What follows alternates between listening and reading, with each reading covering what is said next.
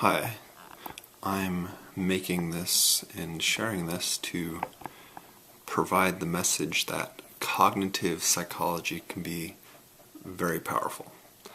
So psychology is study of the mind, and cognitive has to do with the word cognitions, which basically means thoughts. So why this can be powerful and useful is that, well, in cognitive psychology or in cognitive behavioral psychology, the theory goes that, well, there's a variety of theories in those fields, but one theory is that, our thoughts influence our behaviors and our feelings influence our thoughts, and our feelings influence our behavior, and our behaviors and thoughts are what we have the most control over. But I would argue that we even have more control over our thoughts than our behavior. And if you're, a healthy person, relatively healthy. So that's why it can be quite powerful, and it can be useful, in theories of counseling.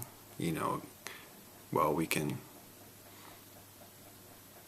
be sitting in a prison cell, and we can influence our own thoughts and potentially influence how we feel. So that's why it's very powerful. But of course, if you're in a prison cell, there's many behaviors you can't engage in because you don't have the space or equipment. But again, thinking is something we can do anywhere we're at.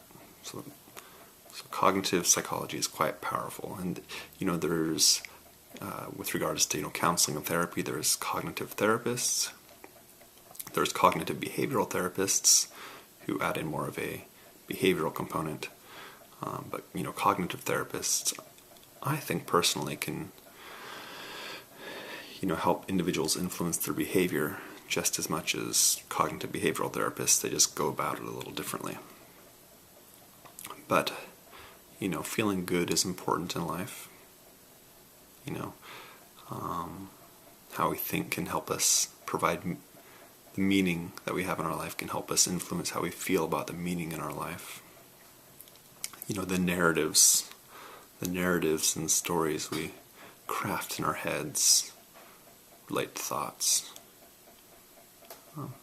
So I hope this is just general information on it.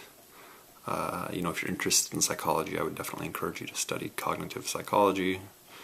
Study it all, but I think cognitive can be especially powerful. And there's other, there's theories of counseling like existential psychotherapy, existential theories of counseling. And I think that can be looked at through the lens of cognitive, theory, cognitive counseling theories, because with existential, it relates to the meaning in our life and the meaning we experience, and that is intricately and deeply intertwined with our thoughts. So, I think that's all I have to say about this right now. Anyway, thanks for watching. Please subscribe and have a wonderful morning, evening, afternoon, or night, whenever and wherever you may be.